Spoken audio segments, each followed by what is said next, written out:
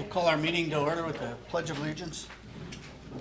I pledge allegiance to the flag of the United States of America and to the republic for which it stands, one nation, under God, indivisible, with liberty and justice for all.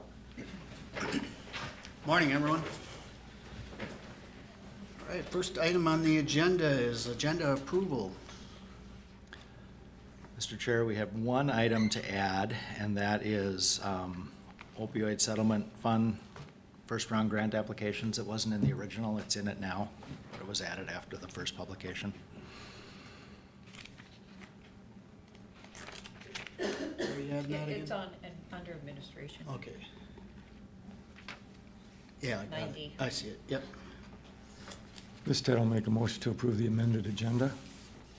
I'll second. Any other discussion? All in favor, say aye. Aye. Opposed, same sign. Motion carries. Any public input this morning?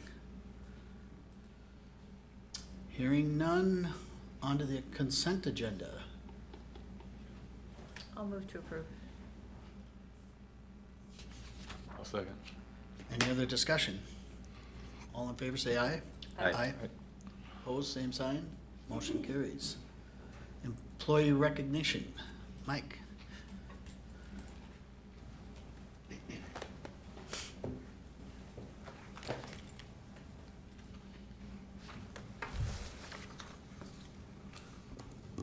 Good morning. For county employee recognition today in Human Services, we have Allison Walsh, Case 8, is recognized for 10 years of service on August 15th. In information technology, Josh Blair, information technology technician, began the full-time position on August 17th.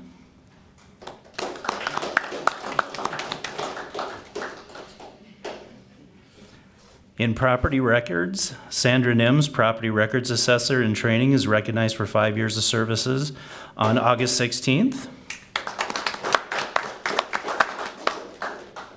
And in solid waste, Janelle Pedersen, solid waste supervisor, is recognized for service from May 21st, 2001 to August 14th, 2026. All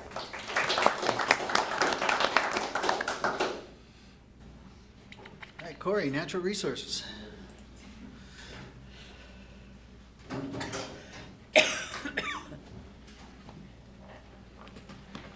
Morning. Hey, morning. Just one item today. So Minnesota Statute 282.01 has us come to the county board and classify lands as non-conservation if we want to try to sell them. Sell them, I guess. If they're previous to 2016, the settlement years. We've dealt with that the last few years, the new legislation that goes into forfeitures now. So for this auction in the fall, we don't have a set date yet. It'll probably be, probably 45 days, 2 months from now almost, just because the state needs 30 days to approve it. The DNR needs it to approve all the new sales. And then we also let the townships and cities comment on the parcels too. So, and by statute, we need to give them 30 days to do that. And then we send out all the adjoining landowners notices that we're selling too. So for this one, it'd be 7 new parcels that forfeited prior to 2016 that would need to have non-conservation status. Provided by the county board. It's about 110 acres for these 7 parcels. Like I said, with the Northern Waters Land Trust parcels that we've just obtained, we'd like to sell some to make up for that we don't necessarily manage or can't manage. But there's let's see here. Of the 7 parcels, there's one that's part of an association on Island Lake. It's tracks 1 and 12 of Blue Spruce Retreat Association. It's actually, I'm not sure why it hasn't been offered yet, but it forfeited in 2014 one of the parcels, or one of the tracks is actually on the lakes. It's a really nice tract. And then the other tract, number 12, actually has a shed on it. There's been a lot of interest in these, and I'd like to finally offer them. Second one is a 40 up in Fern Township at Hennepin Creek, goes through it. It's actually a really nice 40, but it's not adjacent to any other county lands. I think it's a really good thing to look at. If you are selling lands, making sure they're not adjacent up to other county lands, or getting rid of any access for the county or the state to other parcels. Is there any timber value? There will be a little bit, not a whole lot. The river splits the parcel in half, so it's actually a pretty nice buildable parcel on that one. But we will, when I get all the approvals, I'll come back with the timber value included into the appraised price. Okay, Yep, alright. yep. Thank And the state, by statute, the state makes us appraise that timber Yeah. prior to selling. Corey, on that parcel that you're just talking about, is the neighboring property to the east, is that encroaching on it? It's not quite. So we've actually had our surveyor check that out. They would probably use, the driveway kind of splits it, and then the neighbor's house is actually right on the other side of the line. So It's close. yeah, it's close. Yeah, very close. But yeah, I don't think there's any issues there. And if someone does build, it'd probably be on the roadside, towards the township road. Sure. Thank you. Yeah, and then a couple other ones. There's a 37-acre parcel in Guthrie Township that has the bike trail splitting through the middle of it. We've just never been able to manage the timber there, and it's tough access to get in there for us. And we've had the neighboring landowners have a lot of interest in that. And then along with the other 20-acre parcel in Guthrie Township, that one actually has the neighbor's cabin right up on the line too, and he's very interested in that 20 acres. Other ones, there's a little one on Beltane Lake that it's mostly cattails, but there's a little bit of highland next to the neighbor's parcels, and it actually has public access too. I'm not sure why that one we didn't really even know about until I did a query on the county lands and saw that. I wonder if those are even buildable, because it doesn't look like it's. quite Not meet the one on setbacks. Beltane probably wouldn't be buildable. It'd just be, so the neighbor had called and he said he couldn't get his boat or his lift in the lake anymore, and he's wondering if he could just buy that little tiny chunk of county land to move his boat lift and stuff too. And I said, technically we have to sell it on auction before, we can't just sell it to you over the counter yet, so.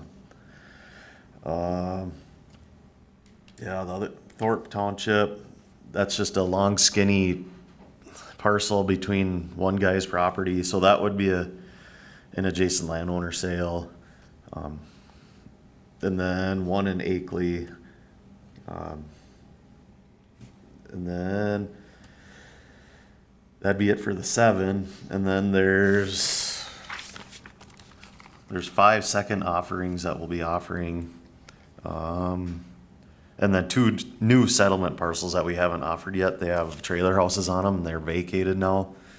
So we need to offer them within 6 months after they're vacated. And this would cover that by statute regulations. Those are both in Fardin Township. One's right by the Ferris Park, and then the other one's right by the Cass County line. So there'll be 9 new parcels that we're offering and 5 re-offers. But for this point, I guess we're just looking for the 7 non-settlement parcels to be classified as non-conservation. Jeff, could you get up the first parcel on Island, because when I pull it up, it shows the entire. Yeah, you need to look into the subdivision map. I believe it's in the surveyor's GIS page on the internet. Yeah, it's, I know where the pretty- shed is there. I just wanted to know where the lot is. yep, the lot's right on the lake. It's actually a really nice lot. It's on the far left side and, yeah, it's a nice wooded lot, so. I'm not sure, I have no idea why it hasn't been offered yet.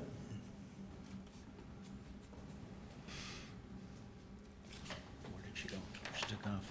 We can look later then. I know the vicinity. I was just curious where the lot was. Sure. And I'll bring maps and all that stuff the next time I bring the appraisals to you guys and for approval and terms. So we're looking for a resolution to classify the 7 parcels as non-conservation. So moved.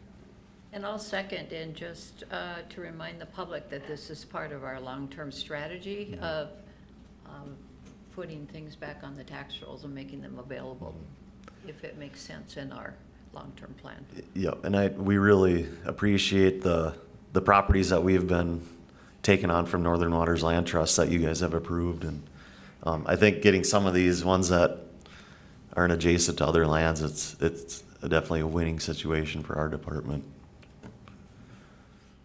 All right, any other discussion? All in favor, say aye. Aye. Opposed, same sign. Motion carries. All right, thank you. And we do have a list about 30, but I kind of want to spread them out just for our apportionment reasons and stuff like that, so, yeah. All right, thank you. Solid waste.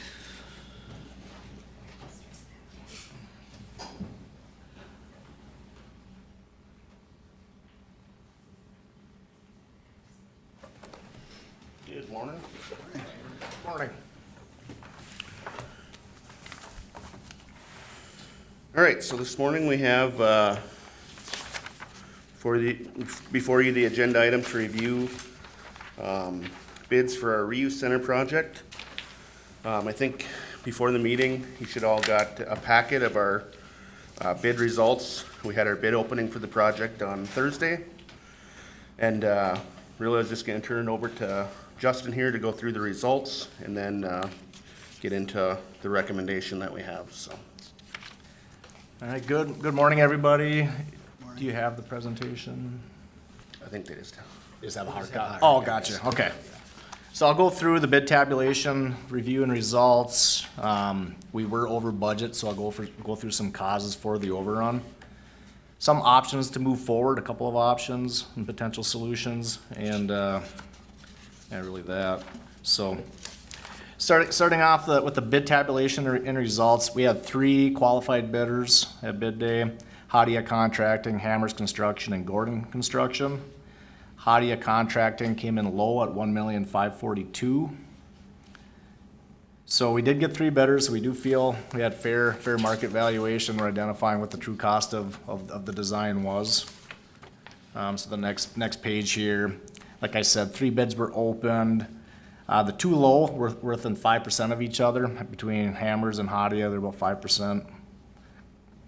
Yeah, true market conditions. So the unfortunate part of it, we came in $587,000 over the engineer's estimate.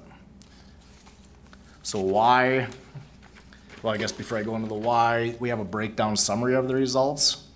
This is just approximation, but the renovation of the shop, putting in the slab, insulating, putting heat in there, it came in about $120 a square foot, $500,000. The addition came in about $355 a square foot, and the civil scope came in at about $750,000. So what was the square foot cost before the bid, the engineer? The engineer's estimate, we were thinking right around, don't quote me, I'm going off the top of my head here, but right around $90 a square foot for renovation of the shop, and that addition, under 300, Okay, thank you. yeah. So causes, Can I ask real quick? Yeah. What's the civil scope? civil scope, that is like the asphalt paving, the utilities, footing excavation, stuff like that, yeah. Everything pretty much outside the building footprint, Okay. yeah.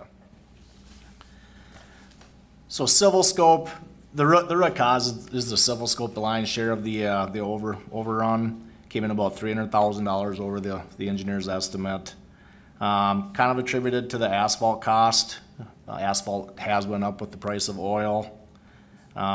Placement of asphalt in October has an effect. Just overall timing and schedule of the project has an effect starting in the fall. It's can have some financial impact. And as far as the addition, you just don't really capture economies of scale. It's not a big project, so it's hard to, you just don't capture the economies of scale. It's pretty small scope. So we have a couple options to move forward here. Of course, we could award to the apparent low contractor and work with them to try to achieve cost savings to get within budget. Or we can reject the apparent low contractor, go back to redesign and rebid. So Josh and myself and our team, we've been having a lot of conversations, met a couple times. Feel like we have a pretty good path moving forward for design changes. So on the last page here, our recommendation is to reject all bids and we'll go back to redesign and get the project within budget. So that's what we're recommending. Yeah, and just, I guess again, just to add on that with the recommendations, so, based on what Justin discussed and their recommendation and our bids coming in, significantly over the engineer's estimate, yeah, my recommendation would be to reject the bids and work towards, cost-saving measures and rebid the project, so. Yep. Would you consider, just because of what you talked about cost, of not putting in asphalt at this time? That's one of the things we're definitely looking at, and then, we've already had quite a bit of discussion about, changing the footprint of the building or, not doing an addition, and, I think we have a lot of things where we'll be working on to get within project scope, so. Yeah. What's your timing for this redesign? So time is of the essence. We're hoping to have redesign here in about 2.5 weeks and be back out for bid. So we'd like to open bid late September. The second round, maybe early October at the latest.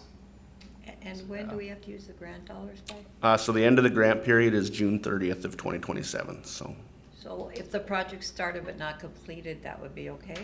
Or- We pretty much need to have at least our final invoice submitted to the state for reimbursement by that date. So I'm working on additional clarification on that too, just to make sure we, meet them deadlines, so. Thank you.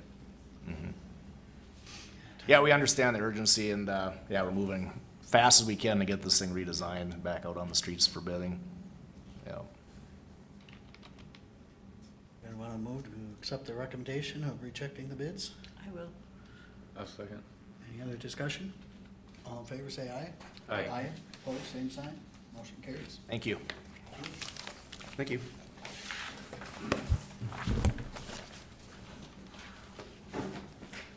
All right, Human Services.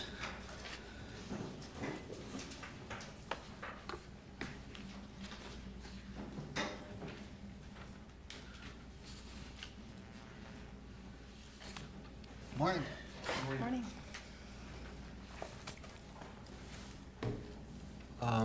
Basically, what I'm here today for is to try to update our organizational chart in transit to just fulfill the needs for drivers at this time. Currently, our organization chart shows 3 regular part-time drivers. We'd like to add a 4th regular part-time position. Is it kind of as a vacant spot, I guess? Yeah, so what, I just want to provide a little clarification for what was on the agenda. You guys were provided a different org chart today that shows we would move one of the non-regular 0 to 19 positions. What Jason is requesting is to move that up to a part-time position that would be a 20 to 29 position, 20 to 29 hours.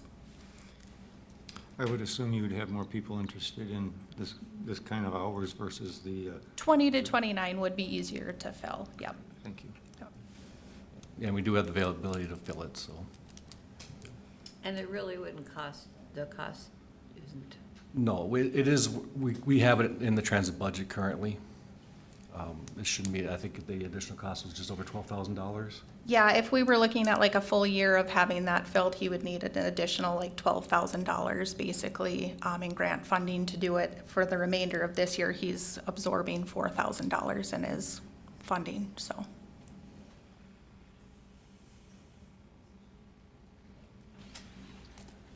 So, and the 2027 budget would reflect this as well, like the current application for it, so. So you're still gonna keep one non-regular part-time and keep trying to fill it? Yeah, Yep. yep. It would really be, yeah, when we talked, it was really for like vacations, cover leaves, things of that nature. You got the buses available.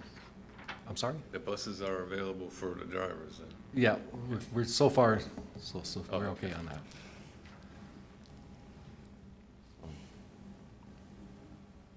How's the use? Is it still stable or growing? It's pretty much stabilized. We're still about right around 4,000 rides a month. Yeah. Anywhere from 32 to 4,300. So the average is about 4,000 a month. Okay. I'll move to approve the change.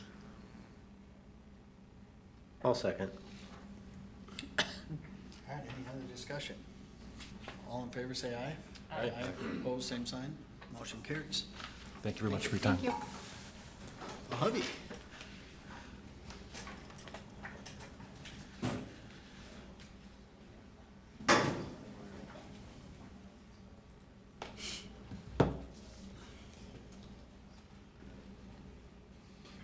Morning. Morning.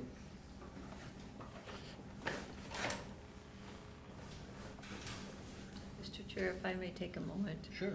So this is Liz, our executive director, because I talk about Mojave all the time, and I'm sorry I don't know your name. Go ahead. I'm Megan Hernandez. Thank you. Thanks for coming. Nice to put a face to the name now. Yeah. Yes. Thank you. Thanks for having us. We're here to talk about the Minnesota's Long-Term Homeless Support Service Program.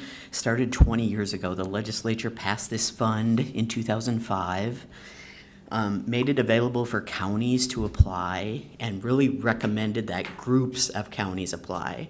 So back, my predecessor, 20 years ago, worked with Hubbard County to apply on behalf of the region. And the region we picked way back then, 20 years ago, the state is divided into these regional homeless planning regions. So they applied for West Central and Northwest regions together.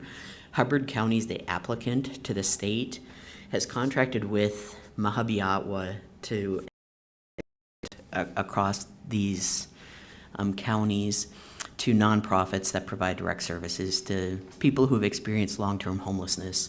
And I think the reason the state wanted counties to apply, and the reason we appreciate partnering with Hubbard County and the other counties in this system, is that without these funds, the responsibility for caring for these folks who have been long-term homeless, chronic homeless for, the definition is over 1 year, or multiple times in 3 years. That would probably be like a hit to the county budget, county waivered services, other county, services. And so we've had a good partnership where in Hubbard County, we work closely with the county on figuring out who's best for these services versus county services, and how do we partner. And we do that across the region. And so periodically, the state has been doing just kind of renewal funding, and then we just work with your staff and we kind of keep the work moving forward. And this year they're asking us to reapply. So that's why we're here today, is we're asking for the county to reapply for these funds. As kind of administrators of them, we do a bunch of the heavy lifting. We've been funded at about $1.5 million for the biennium, a 2-year cycle.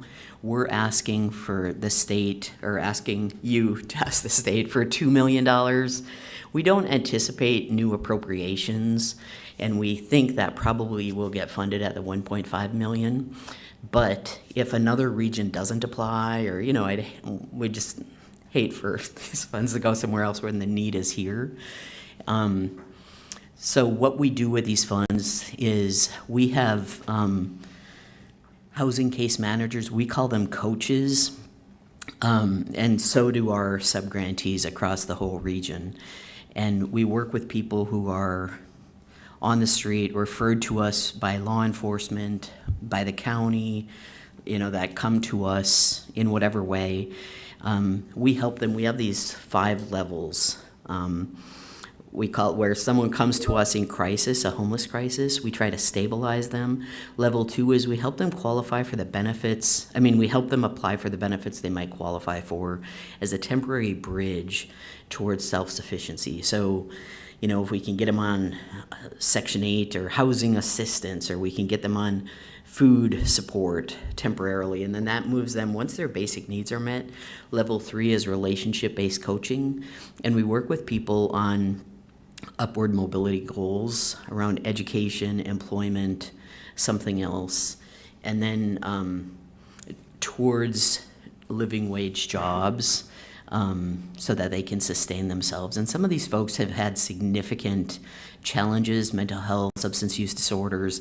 Sometimes that journey takes a while, but by working with them to achieve their fullest potential, we have pretty good track record on helping people not come back into homelessness and kind of repeat that cycle all the time.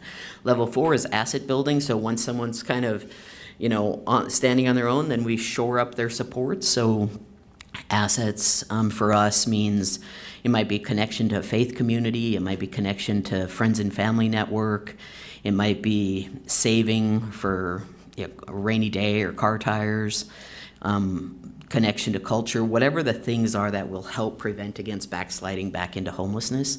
And then level 5, leadership development. And so that could be peer support, volunteerism in the community. And so we take folks who have been homeless and we kind of help them along this journey. So, Shar, you'll see in your board packet next week, we have a story of someone who moved from homelessness now to home ownership, because it's not everybody, and it's not, it takes a long time. But, so that's what we do with these funds.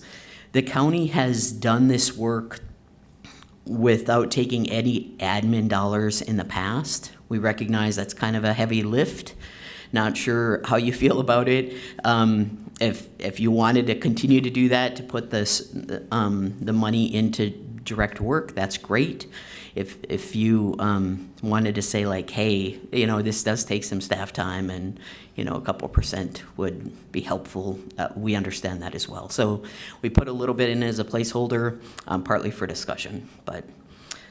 And then my colleague Megan is here. She leads the work, leads the program, and is going to help me answer questions if you've got them.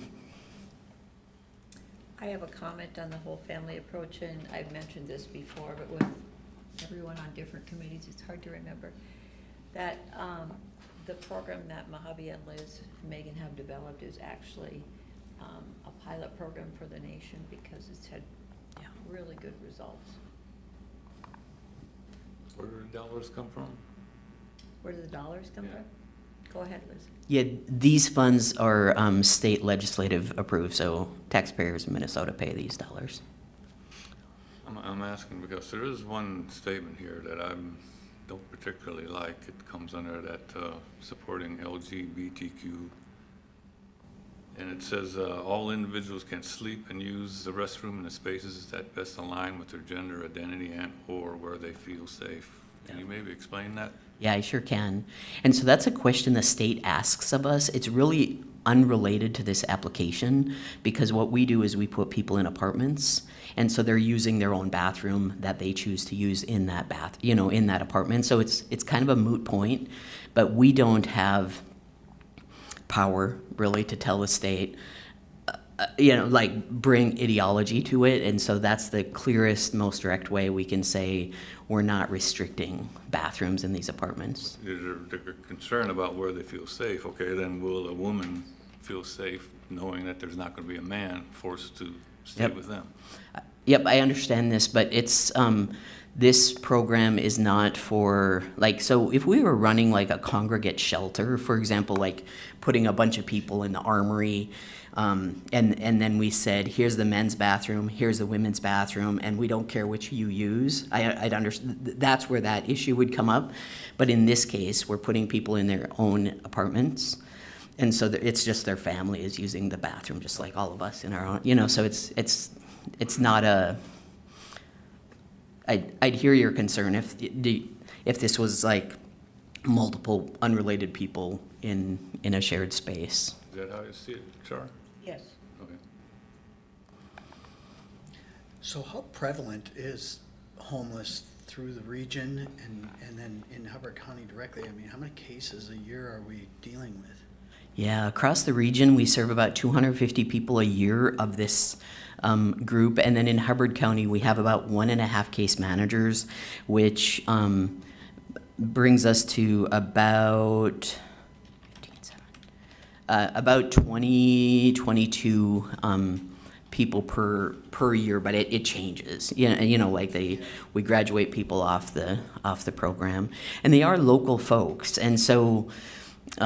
Sometimes there are people who have failed in other systems, and somehow, when we don't require the service, somehow we get better results. And I don't know how that works, but so sometimes we've seen people who, have refused like case management or from a required case management, and then they don't do well, and so that's how the county refers them over to us.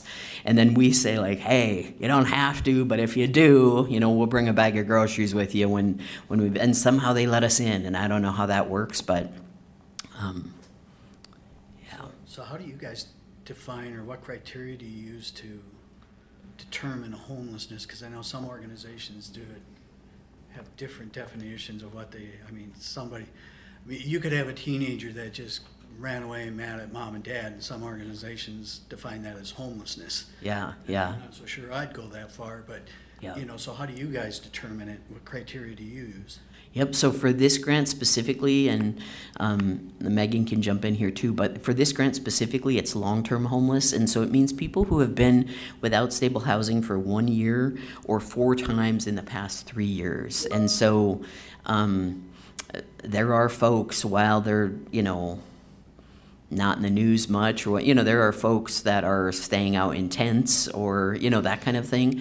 For this grant, we don't count it as doubled up, because that's another thing that some funding sources say, like, hey, if you're doubled up in someone else's house, that counts as homeless.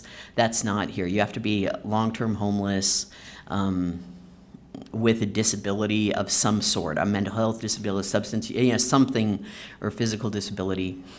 Some of our other programs, the state or federal government define what will be counted. And so like with the family homelessness definitions, sometimes they count that doubled up, but that's not this grant. That's other, and that's where I think you get these different, ideas on what counts. I just gotta add to, I really appreciate the fact that you guys go beyond just serving the immediate need or putting a Band-Aid on a existing problem. You actually have programs to solve the systemic problem behind what's driving it. Yeah. A lot of social programs do not have that follow-up, and the money just keeps getting spent over and over again, and nothing gets solved. Yeah. So I appreciate that. And most all the programs you have an actual plan to try to get them from point A to point Z. Yeah. And I think it's part of what leads to the effectiveness too, is our coaches right at the beginning meet with them and they say, our goal is to get from here to here. What path do you want to take? What would be helpful for you to get from point A to point B? This is stable housing and get us out of your lives. And up until then, we're going to come into your, we're going to come see you once a week or once a day or whatever the kind of case plan requires. And yeah. So Liz, the tiny home project with the veterans would not qualify because it's not a long-term solution, correct? That's correct, yep. That's different funding, and yep. So how many years is this grant good for? This is a 2-year grant. 2-year grant. Yep. So out of the last grant that was received, how much of that money has been spent? Oh yeah, we spend it down to the penny, just because there's need, and so we target the need to,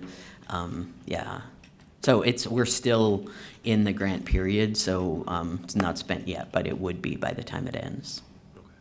And we work closely with your staff to, do those reports and, all the documentation and proof. And we do the monitoring of the subgrantees and review everybody's audits and, meet with your county staff to kind of share that so everybody's on the same page.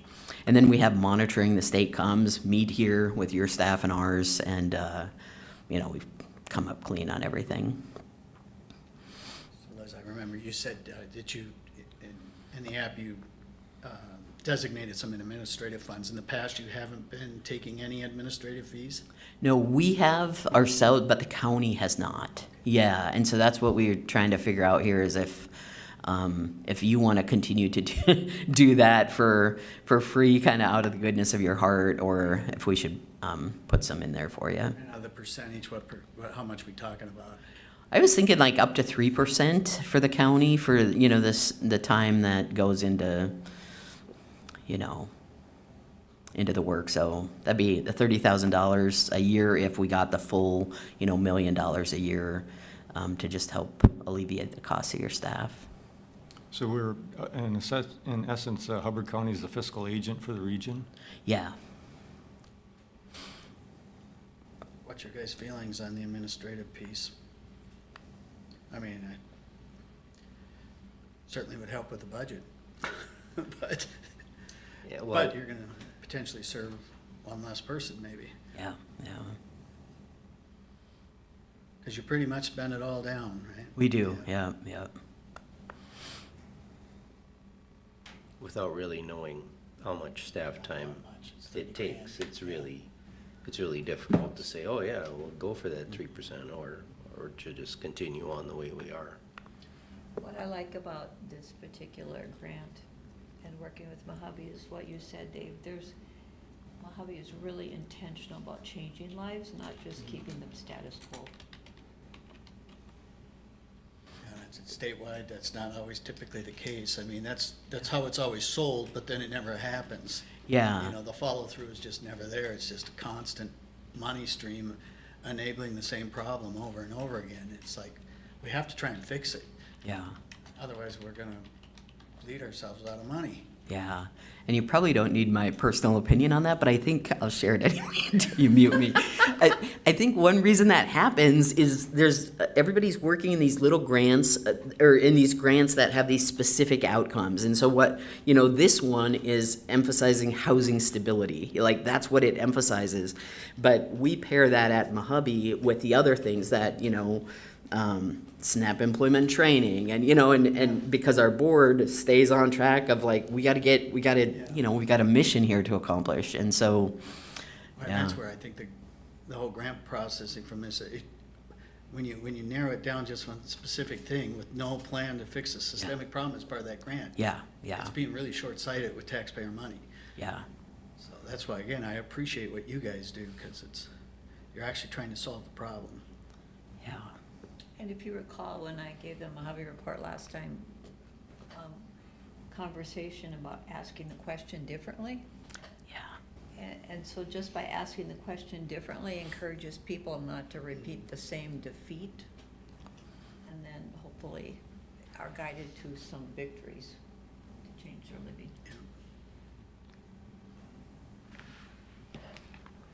The board wishes.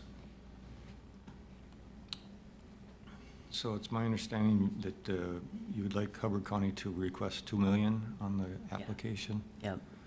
And then like what Steve was saying there too, if I knew the kind of work that's involved for the county, would a 1 or 2% even be something?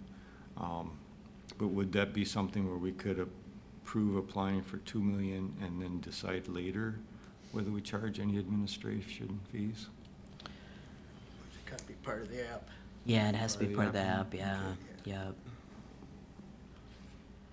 Liz, I believe it's pretty standard to take an administration fee out of grant applications, correct? Yeah. So Ted, I would support your 1%. It's something. Yeah. Should I make that my motion? That's your motion, Ted? Sure. I'll second. Any other discussion? So the county, repeat the motion. Hubbard County would apply for 2 million in the grant funding and get 1% administration. My question is if we don't get the 2 million, if we still continue with that 1%?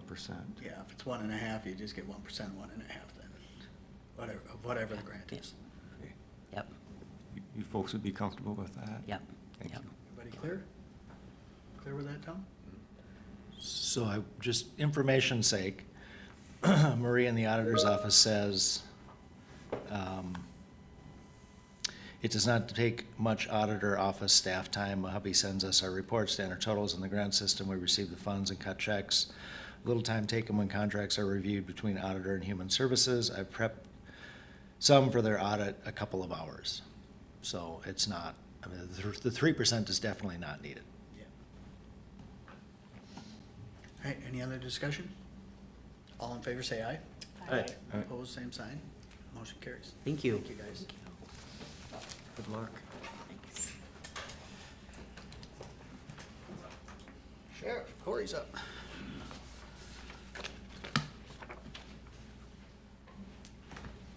Morning. Good morning.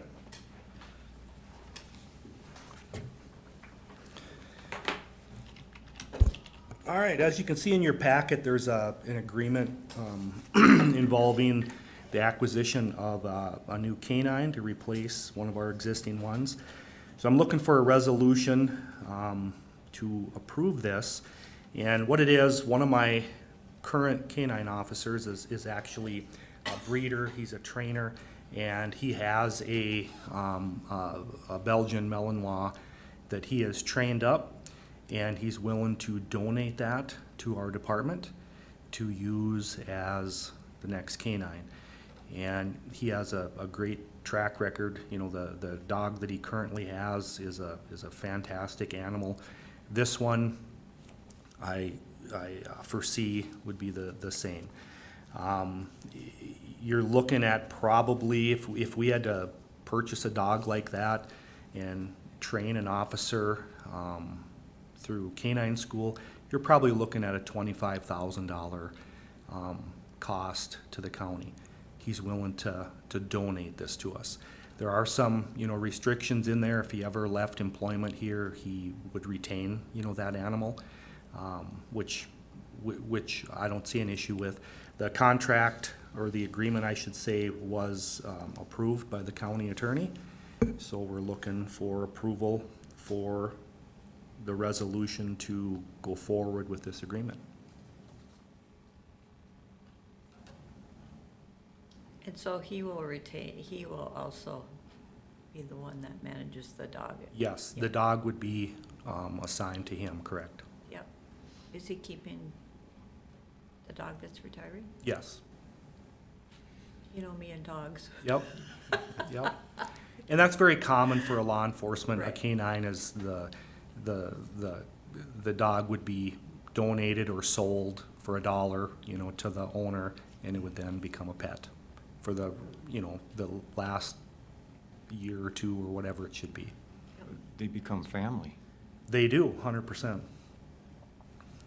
Is he the only deputy that uses the canine, or? No, well, that canine, but we have 2 canine officers Oh, okay. and 2 canines. canines, But, okay. but the canine is specific to the handler. Okay, Yeah. sure. Yep. I'll move to approve with a thank you that, for the generous donation. Yep, I'll second that. Any other discussion?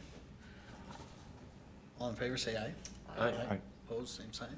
Motion carries. All right, thank you. I got one quick question under, Yes. the consent agenda, under the donations, was a donation for the jail ministry. Okay. Can you explain to me what's done in the jail ministry? Well, the jail ministry, every week we have 2 jail ministers that come in and they provide, Bible study and other, ministerial type of duties for any and all the inmates that want to sign up for that. And we have a good following, inside of the jail with that. And we've done this for many, many years. And And they use, donations like this for whether it's purchasing Bibles or other type of materials that they do. But yeah, that's a very good program that we've done for a long time. Okay, thank you. Yep. All right, thank you. Thank you. Okay. Next, we have administrative. First item is extension.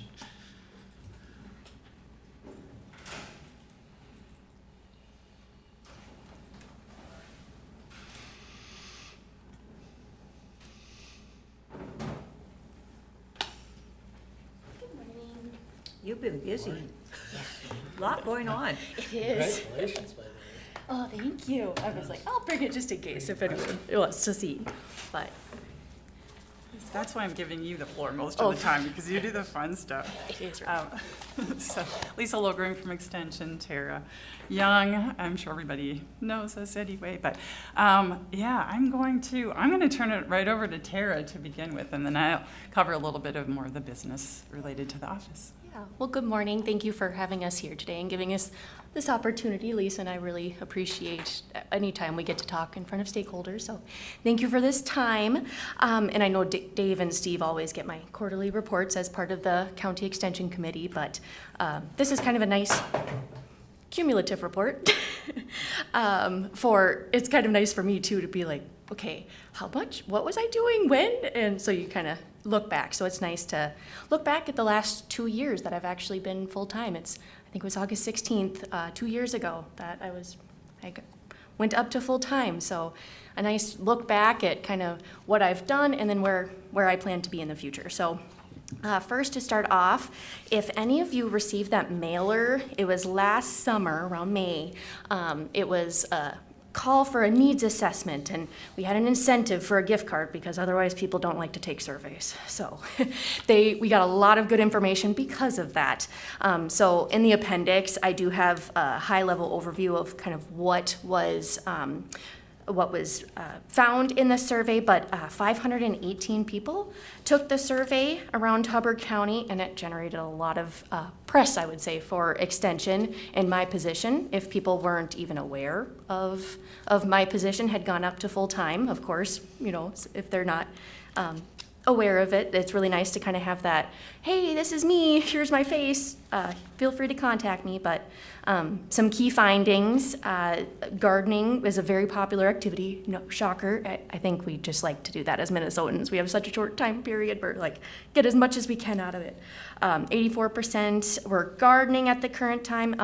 66% of people owned woodland, and 49% had lakeshore ownership, so things that make sense to us. But what I was really interested in is where do people want to be where they aren't currently right now. So 21% of people had responded with a future interest of growing local food and selling that locally. So I'm like, that's an interesting number that I want to help grow into that current column instead of I want to in the future. So I do have the appendix. I also have a longer report if anyone is interested at the pretty graphs or anything. But just wanted to kind of preface that of saying that has been leading a lot of my programs going forward, that people directly told me what they're looking for. So it makes my job much easier instead of guessing what people are wanting to know what people want.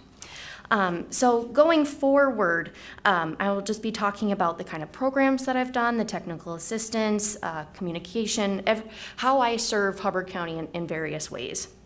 So I have 3 parts. It's agriculture, horticulture, natural resources, which as I start to get into it, it is blended. All of those kind of overlap in some capacity one way or another, but just for categorization purposes, that's kind of how I think about it. And also just things that are either annual, like the grazing workshop that we do on an annual basis, or things that are kind of the one-off, like the backyard chicken class was just a one-off to say, how would this work? And I've now learned that there's a huge need for it. That 2-hour class was not sufficient enough to cover all the questions that people had.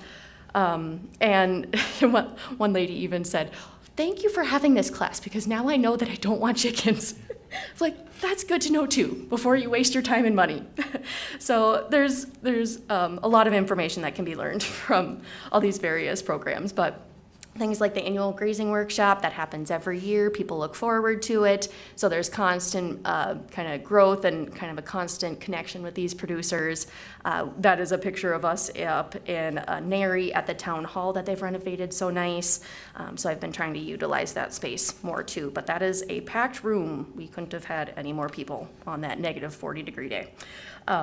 Some other things that I think are really cool opportunities that, because I have colleagues within Extension and within the university, that I hear about projects and things that I can then bring to Hubbard County producers.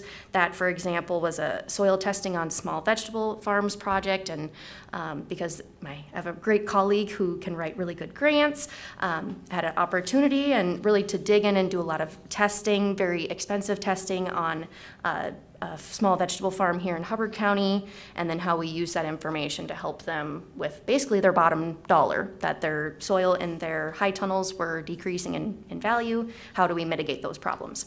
So Tara, I got a question, because I Yes. shop the farmer's market all the time. Oh, yeah. So what happened so their soils got high in pH? Was it just continual use without? Continual fertilization, and with high tunnels are specifically a problem because we don't have the rain flushing out the salts. Okay. So it's usually using a drip line irrigation, so like small volume of water at a time. So you just don't get that flushing. So it just kind of, all those salts just sit there and it increases the pH.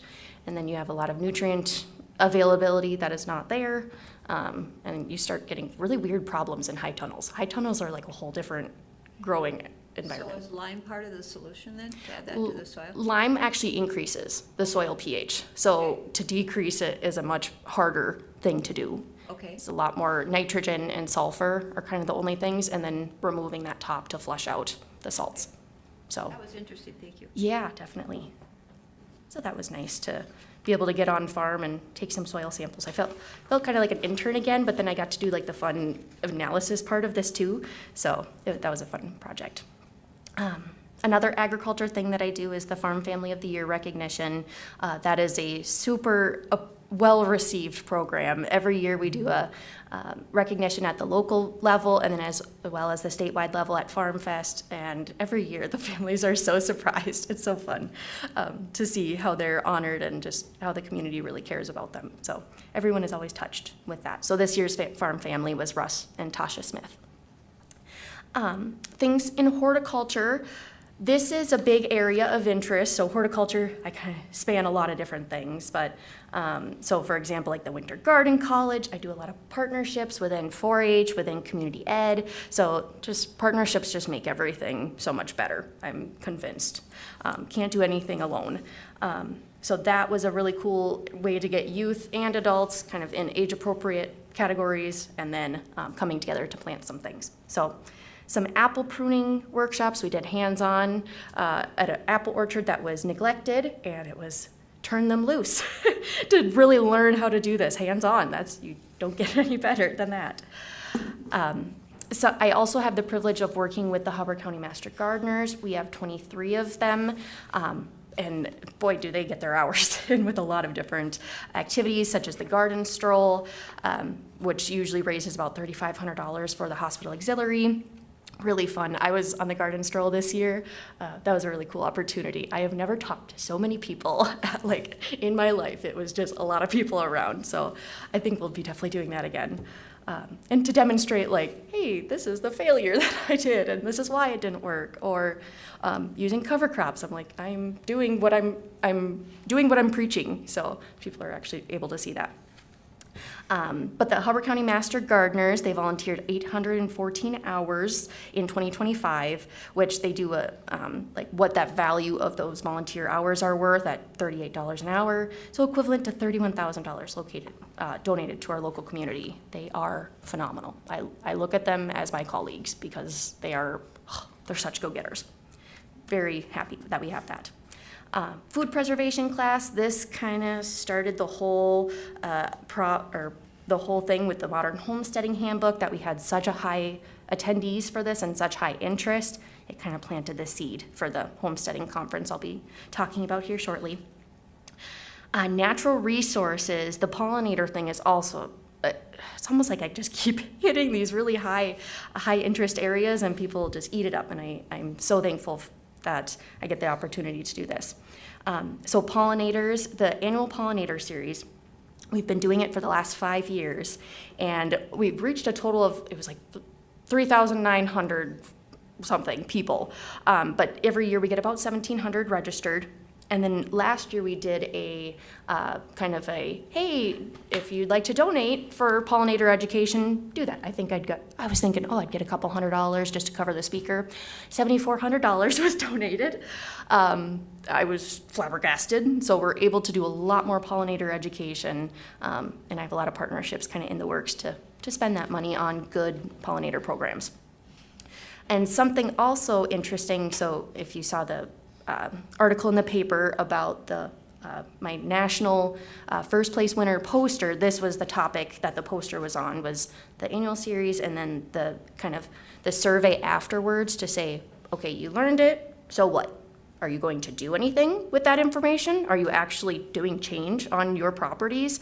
And really 95% of people said they planted more plants in a 6-month follow-up survey, and 88% saw more pollinators. So I like to be able to say, like, what impact am I actually doing? And besides just teaching people things, are we actually implementing change? And that is a big yes. So that's what we've been doing with, and we worked with Itasca State Park, those naturalists up there. Like I said, partnerships makes everything better. And also with the pollinator education, I also had a question on the registration of where is your home zip code, as well as do you have any secondary property? Because I felt that we were getting there were a lot of people that were kind of not skirted under the radar when we said, where is your home? But there's a lot of people that some are up here and some are up in northern Minnesota in general, and it's like, you are also impacting those acres as well. So I wanted to document that, so that's another additional piece that I was able to ask for, of where are you impacting property and land in the state. So some innovative things that I've kind of stumbled upon. Rebuilding our woodlands, I did that in response to the Bemidji storm in June. I kind of was getting a lot of reports of people in northern Hubbard County that had damage too. So I partnered with the Bemidji Community Ed to offer that one, and that was a really cool introduction into the northern half of the county. A lot of new people, a lot of new faces with that one. Some other things that I do besides programs, because not everyone learns that way or has the time to do that, so I try to be diverse in my teachings, I guess. So communications, I have a monthly newsletter with almost 800 subscribers. I have some metrics on that, which I'm happy about. I can tell that people go back to it a lot and be like, what was that again? And go back, and it's a good resource. With an open rate of 61%, which apparently is pretty good for email newsletters. I also do a monthly newspaper report to the Park Rapids Enterprise, and then our Facebook has been really increasing because I've also been putting a lot of educational posts on Facebook, because some people, as they're scrolling at night after work, they're little tidbits of learning here and there, so that's a really cool avenue too. Technical assistance, this is probably my busiest time of technical assistance, the spring and summer, definitely. I do have a lot of questions. Probably my biggest question is on trees. Everyone loves their trees. I do too. But so then I kind of tried to value that, because arborists are few and far between, and also they are very expensive. So kind of as a metric of how I valued this time in 2025, about a total of $6,500 worth of technical assistance provided to Hubbard County residents. And it's funny, I get the offhand comment sometimes of, this is free? I'm like, well, with your tax dollars. So I try to tell people, like, this is where your tax dollars are going, so it feels like they're getting something that they are immediately benefiting from. So that's kind of what I've been up to. In the future, I have lots of big plans, as maybe you've heard about. This is the biggest thing yet, and it is, instead of these little one-off things, it is a huge 16 different topic breakout session conference called the Modern Homesteading Conference. I'm also working on this handbook that has a lot of worksheets, laminated pages, so you can sketch out your garden and then erase it because things inevitably change. Things that people can actually use. This is something that I'm like, I would really like this, so I think other people would too. That's usually where I get my ideas from because I do a lot of these things as well. So I'll be teaching some classes. I mean, there's sourdough, small engine maintenance basics, creating an energy efficient home, soap making. These, yeah, everyone that I've told, they were like, let me know when this goes live. I'm very excited. So that will be November 21st at the high school. That's been really nice to connect with the FFA teachers there. Like I said, partners make everything so much better. So that's kind of what I'm up to. That is the biggest thing that I'm really working on right now, working on getting at a statewide program, because in addition to teaching local people, I really want this to kind of be like another tourism attraction too. So statewide, getting a hotel block, getting people to come here. I've worked with a social media influencer. She has like almost 1 million followers on Facebook, and she is in Zone 3, Minnesota, and she'll be promoting it. So let's hope it's not too big, more than I can handle. But so I'm really interested in kind of the dual aspect of teaching our local people as well as getting tourists here at a kind of a slower time during the season. So a lot of different priorities that I have with that. As well as the Master Naturalist training. We'll be having that, oh my gosh, it's almost September here. It's kind of crazy. But so we'll be having that instructor training as I prepare to offer Master Naturalist trainings at Itasca State Park. I am very, very happy that we have Itasca in our county, so I am using that to its fullest abilities. So, yeah, any questions? Hopefully. Yeah, I have one about the modern homesteading Yes. conference that you're talking about bringing up. When will the, I guess, application or registration begin? Yes, I am working on finalizing everything, so it should be like within the next probably 2 weeks is what I'm hoping for. Before September is what I'm trying. Cost? The cost, so if they get the physical, I'm thinking about $65. I'm getting a lot of sponsorships to make this as low cost as possible. That's the demographic I'm looking for. And then $45 for if they are digital, if they get the digital version. And then I want this to be a family event as well, so every additional person is just pay for your lunch, so $20. So if you get one handbook, and then you can bring your whole family. Okay. For an extra $20 per person. So that's my goal, is to make this as cost effective as possible, but also sustainable, because I want this to be an every year thing that people look forward to. So yeah, it's trying to balance that. Yeah. So I tried to find where a person could sign up for your email. Oh, newsletter. yes, yes. And so I went to Extension and also Hubbard County, where, Right on top. Yep. Right on top of the presentation she's got. so I would go to your email to You sign up? can for email the- me. We have it on our local Hubbard County website. There should be like an A&R newsletter under one of those tabs. I have it, it's like a shortened Z-link. I got a QR code. I should have brought that. But you can just email me as well. And I think you should all be on it. But for those listening, if Yeah, that's what I you was are wondering, because interested. if I go to the University of Minnesota Extension under Hubbard County, Yeah. there's not a sign up for the, It should be under one of the, there's probably a big folder for agriculture and natural resources, and then like a little thing that you can do a plus, and it drops down okay, to that. Yeah. all right. thanks. Otherwise, people can contact me, which is probably good anyway, so I can see what they're doing. I see you got container gardening on your education needs. Do you have a course on Oh, that coming up? yeah. So, maybe we'll do something with Hubbard County Master Gardeners with that. That's a really good topic to do, kind of for our winter programming.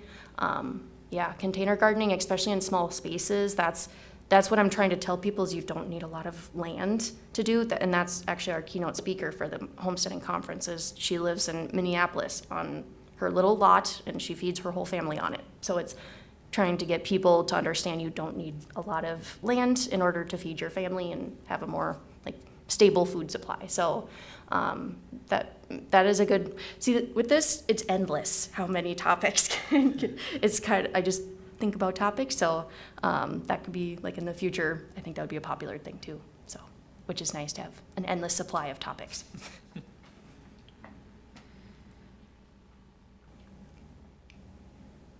Yeah, very, very impressive. Thank you. The amount of growth here in the last 2-3 years has been Crazy. staggering. It And is. the popularity of it is just staggering. Yeah. And I don't know if it's something, I feel like when I listen to my other colleagues, they don't get the momentum that I feel like I have in Hubbard County. I don't know if it's just this group maybe is underserved in other capacities, or they're just so interested in these things. These people show up, they want to attend these things, and they voice their what they'd like to see. So sometimes I think it's really challenging to get to the root of what people want, and I do not have a problem with that at all. They come, they show their support.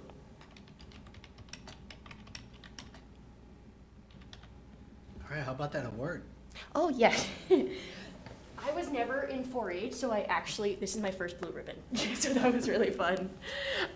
So yeah, I do have the poster, and it's just kind of showing the impact of, I had to take this on a plane to Denver. I'm very excited that I didn't forget it on the plane. I was surprised I didn't.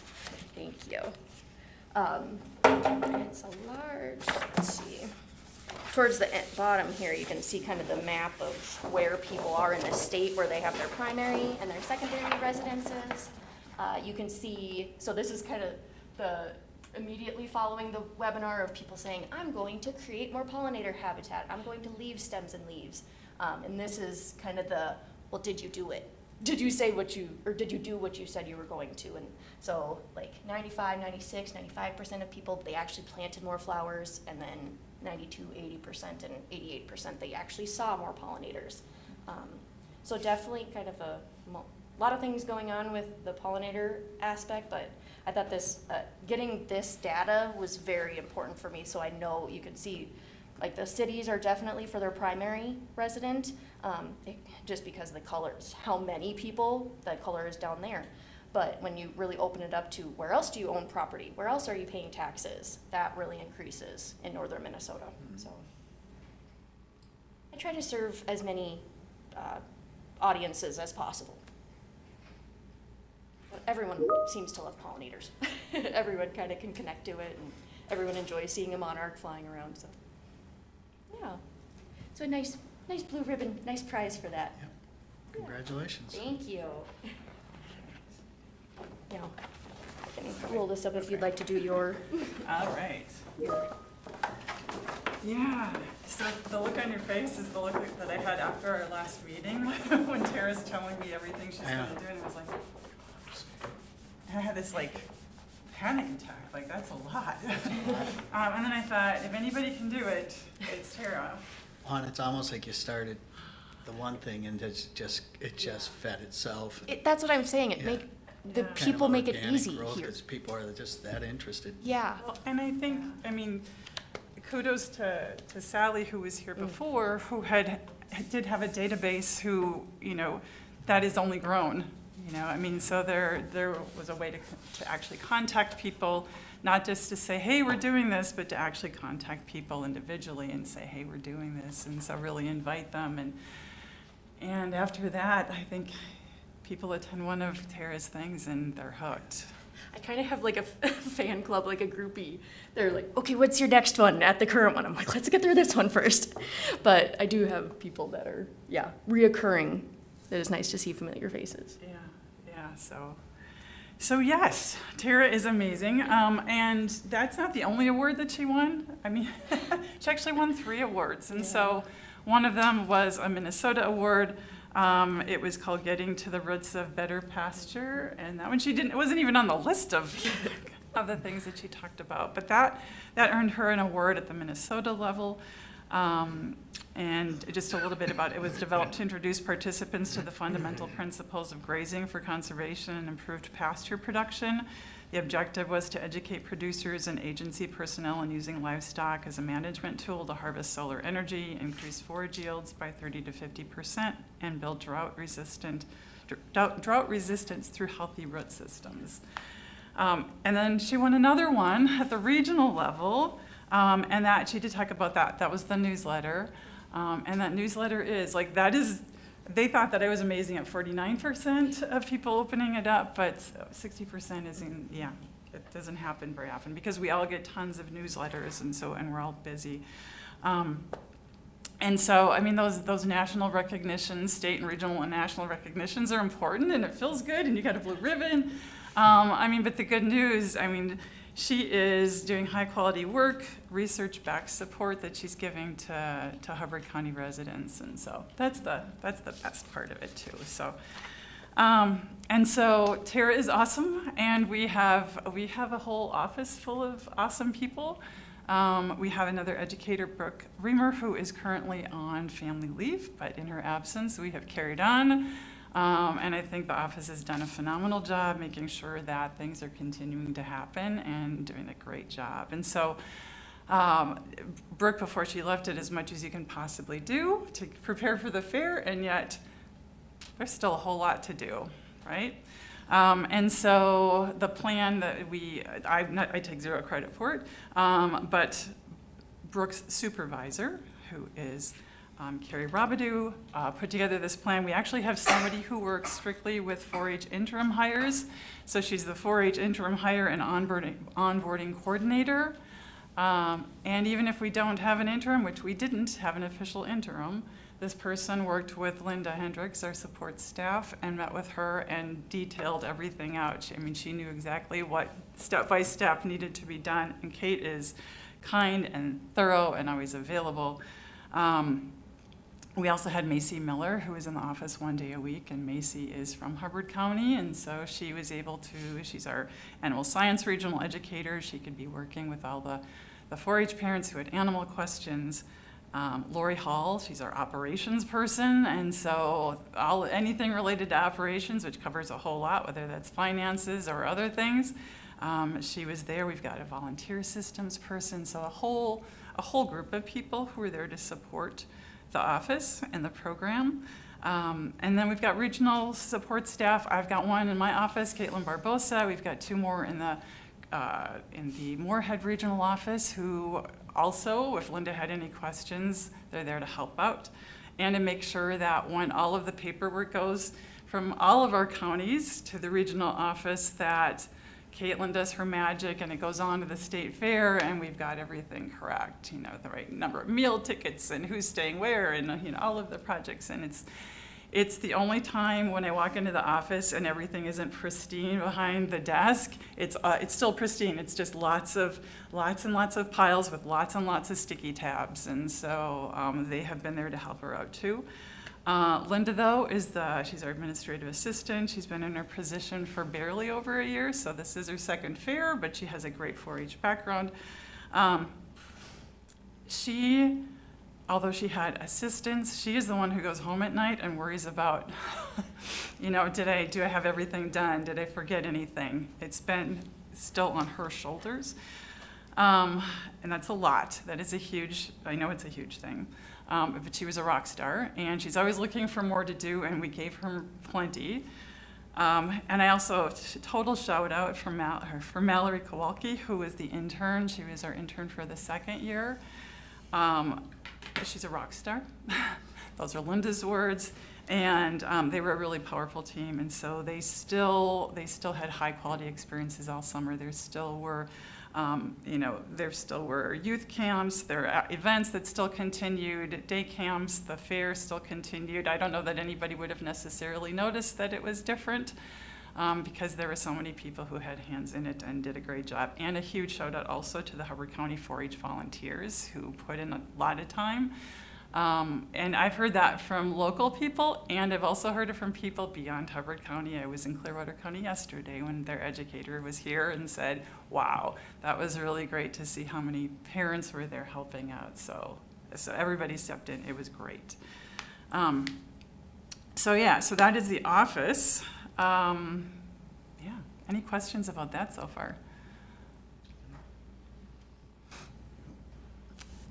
Jeff had asked me to talk a little bit about the budget proposal, so we can do that. All right.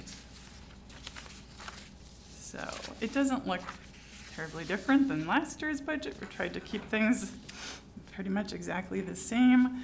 That budget, though, let's see. Do you want me just to go through line by line? Okay. The miscellaneous revenue, they come in, they're always going to be probably, well, I shouldn't say always, but mostly that is the private pesticide applicator manual. They're books that the university provides each of the counties, and we can sell them for $10. The payments to the university, that's going to be the MOA, so that was the agreed amount, and we're currently under the 2025 to 2027 MOA, so that's $263,856. That for both the 4-H extension educator position and the A&R educator position is $106,100, actually $106,090, I guess, but so for Tara and for Brooke, that includes salary, benefits, travel, professional development.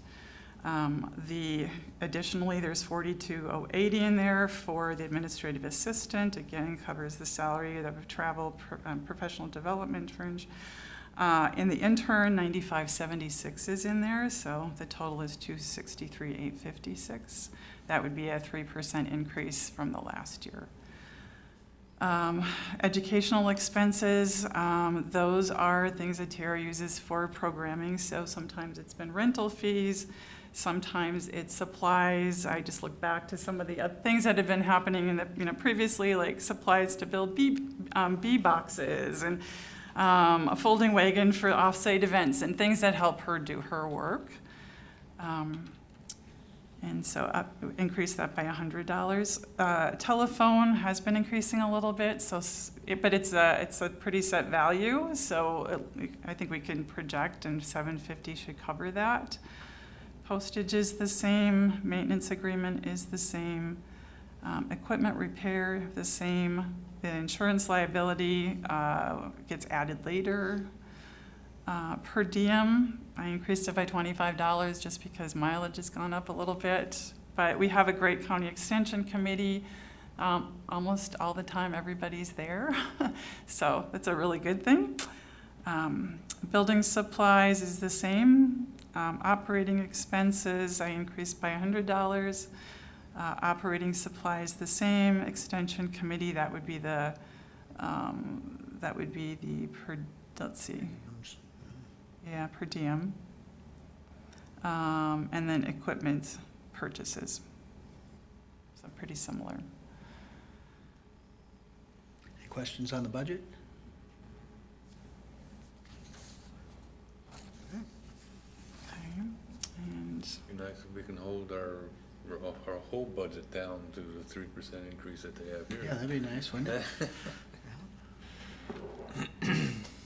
Anything else for us? I guess the only other thing I have is that we're in the second year of a 3-year MOA, and we're already starting to talk about the 2028 to 2030 MOA.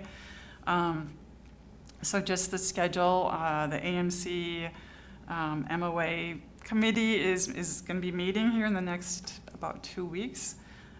They've got subcommittee meetings end of August, early September to talk about the agreement and the language of the agreement. I don't know that it's going to change significantly. The last one did change quite a bit just because we learned some things during COVID. So instead of having an intern that we would budget for, it's like summer assistants. So whether that's an intern or a summer coordinator, if we had to switch, I don't have to write an addendum, So I don't know that there are going to be a lot of changes, but I don't know that. Budget, the budget meeting where they're talking about the actual budget will be October and November. There's an AMC Extension Committee meeting in December.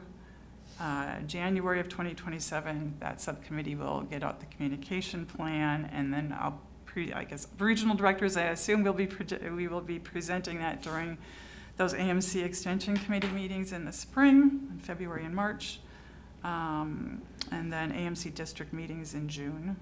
And so actually, no, I take that back. The regional directors will be presenting in June, but the AMC Extension Committee will still be meeting in February and March. So January 28 it starts. So we've been told it will not be as big of a change as it was last time. So I think it'll be more in line with what it was previously. So don't quote me, but it's yeah. Okay. All right, thank you. Yeah, thank Thank you. you. Great presentation.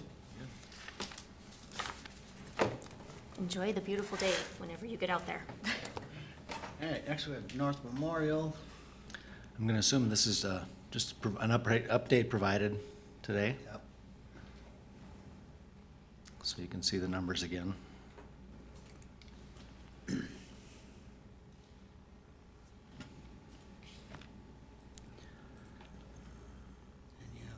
Bridge.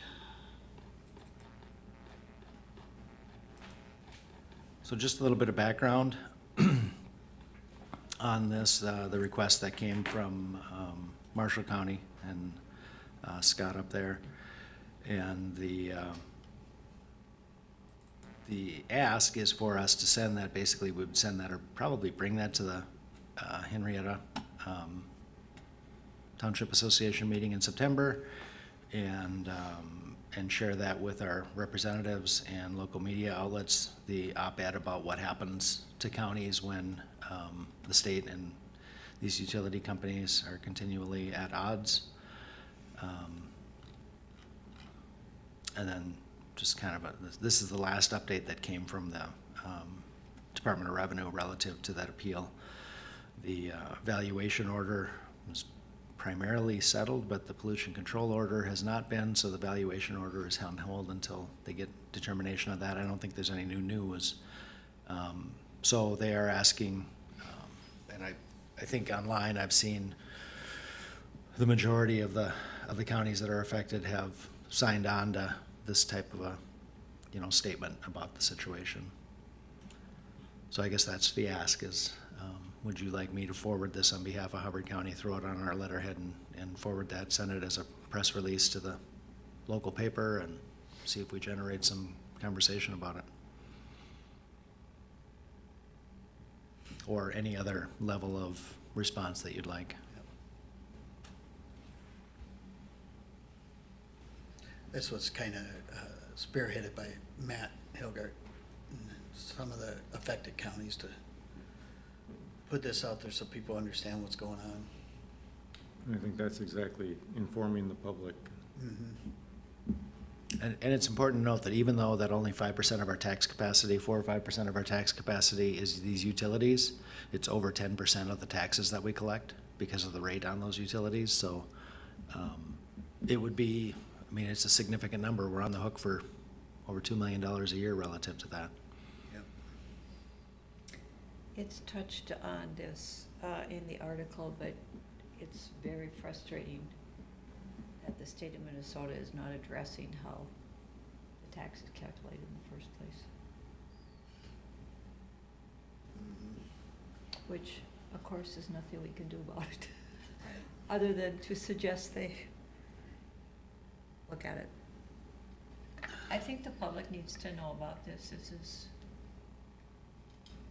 It has potential, and even if the state, if they end up paying something back to Enbridge, even at the state level, it's still tax dollars. Mm-hmm. So I'm not sure what the solution is for the state. Texas, I think, does it county by county, so then the counties are doing the assessing, but there's not the skill set to do that with our assessors in Minnesota at this point in time anyhow, so you think they'd have to go revenue-based or something then? The rules from state to state are different, which is part of the argument and validity to that. Then again, you build a home in Minnesota, you know what the tax rules are, right?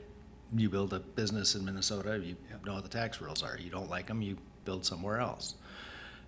So that there are two sides to this coin. I don't know anything.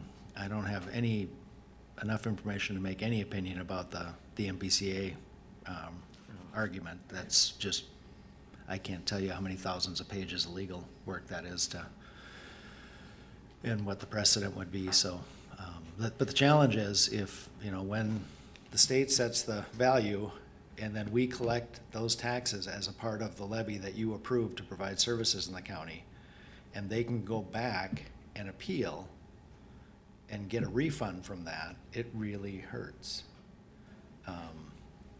It's part of the situation where if you 15 years ago we had homestead credits that or credits that we got back from the state as part of the process. So the homeowner got the credit and the state was going to pay them back to the cities and the counties, but they never did. So we just learned to budget it over here in something that we could never spend. But we can't afford to raise the levy by 10% to just hold that out and say, well, we'll put that towards capital or we'll put it towards something else.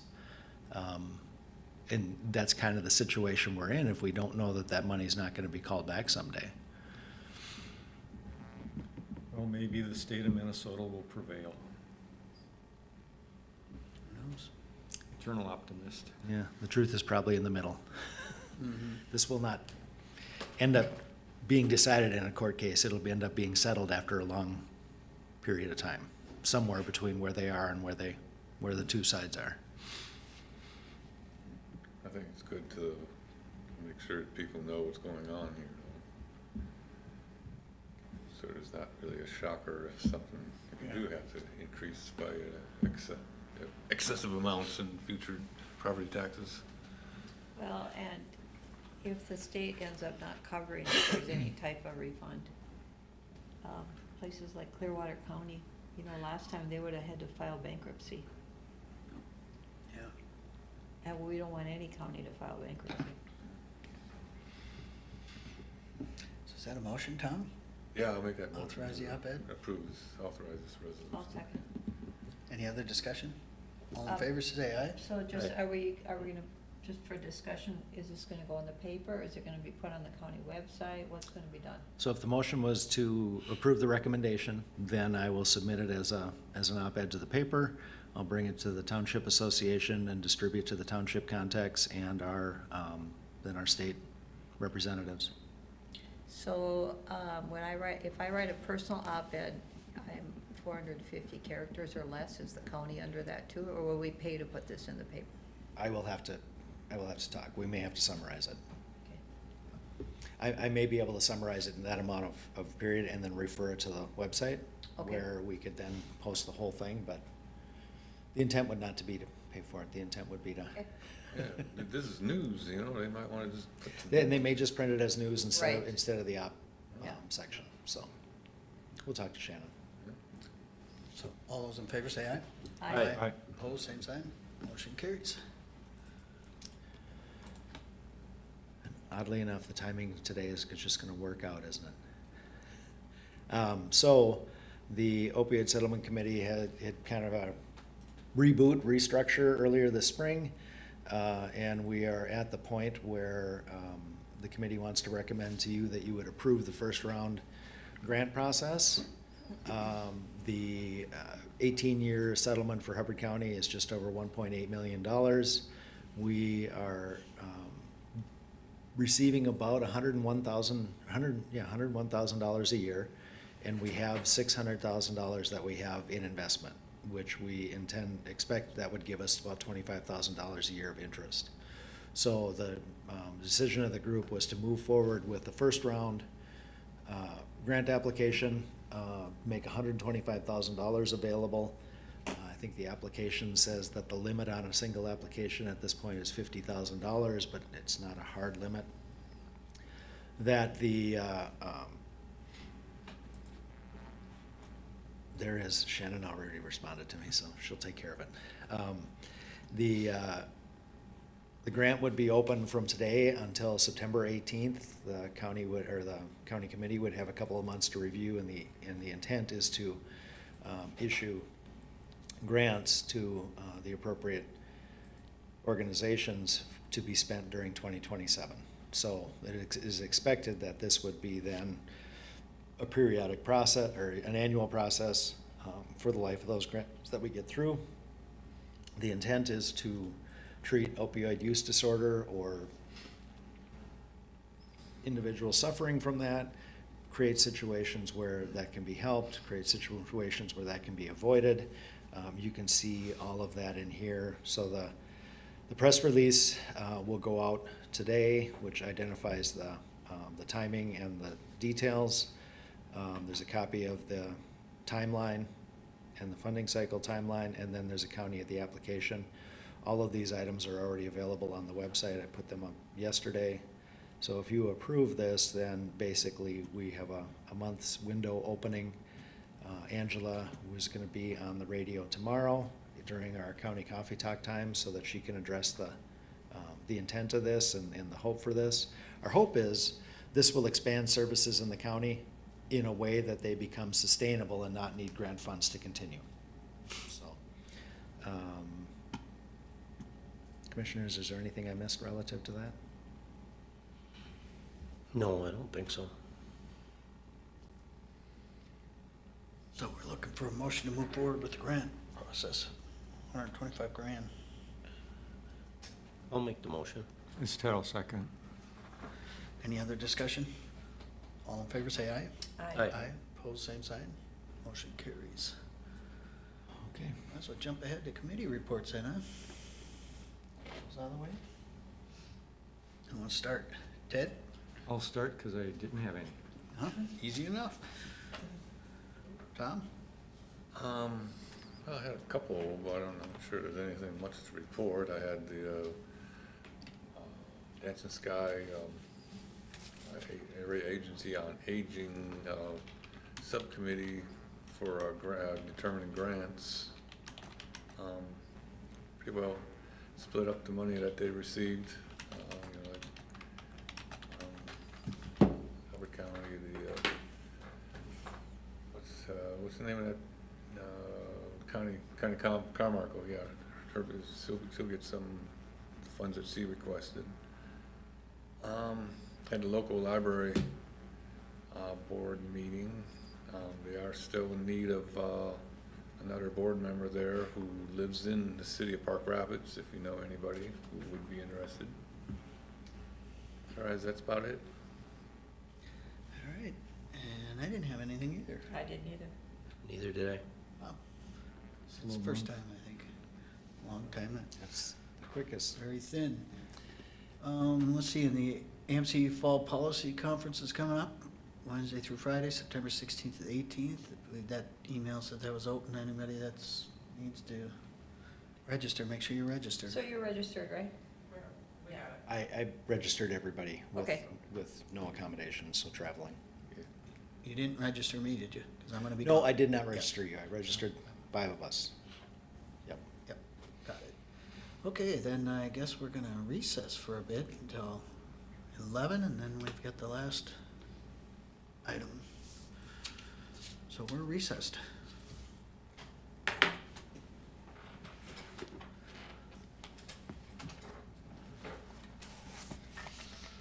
Soon as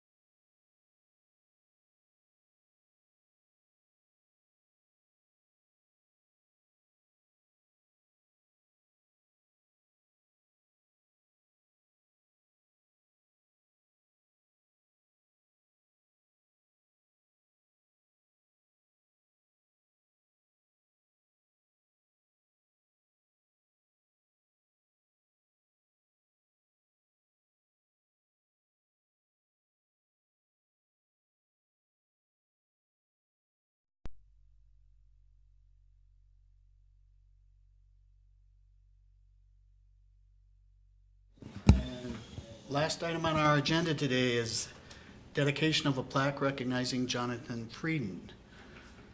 So I have a little statement I want to read here, and then when we're done, we'll go downstairs and post the plaque, have a little celebration down there, and anybody who wants to add a few words downstairs, that'd be great. All right, thank you for being here today as we gather to honor and remember former Hubbard County Attorney Jonathan David Frieden. Jonathan passed away on November 9th, 2024 at the age of 43. Though he dearly wanted to stay, Jonathan was clear that he was going home to be with God and to reunite with his mother and father in heaven. Jonathan was born in Wilmington, Delaware on December 17, 1980, followed just minutes later by his identical twin brother, Rob. He graduated from Rock Ridge High School, studied political science at Valdosta State University, and later earned his law degree from William Mitchell College of Law. It was there that he met Sarah Almer, and the two were married in 2007. Jonathan treasured being a girl dad. To their 3 daughters, Adeline, Celia, and Sage, his girls were the light of his life. Jonathan was hired as assistant county attorney in September of 2010. He left in January of 2015 and came back in March of 2016 as the assistant county attorney. He was appointed as county attorney in April of 2017 and served until he passed away in November of 2024. His leadership, dedication, and steady presence made a lasting impact on this county and on everyone who worked alongside him. Today, we will shortly dedicate this plaque in his honor, and I'd like to read the words inscribed on it. Jonathan approached his work with a deep sense of duty and unwavering desire to do what was best for the community, embodying a true spirit of service. Jonathan's optimism was infectious, inspiring those around him to see the best in themselves and others. He had a unique gift for recognizing strengths and bringing out the best in people. We are reminded that Jonathan would want us to carry his legacy forward by sharing patience, kindness, and understanding. His dedication to his role as a father, husband, and attorney showcased his love of family and community, highlighting the balance he maintained between professional and personal life. Keep your face always toward the sunshine, and shadows will fall behind you. Walt Whitman. These words reflect Jonathan well. He led with integrity, optimism, and genuine care for the people around him. He reminded us that public service is not just about the responsibilities we carry, but about how we show up for one another with patience, kindness, and respect. As we dedicate this plaque today, we honor not only Jonathan's work, but the example he set, an example of service, faith, humility, and deep love for family and community. May we carry the legacy forward in the way we serve Hubbard County and in the way we treat each other. Thank you. So we need a motion to adjourn the county board meeting, and then we'll head downstairs and hang the plaque. I'll second. All those in favor? Aye. Aye.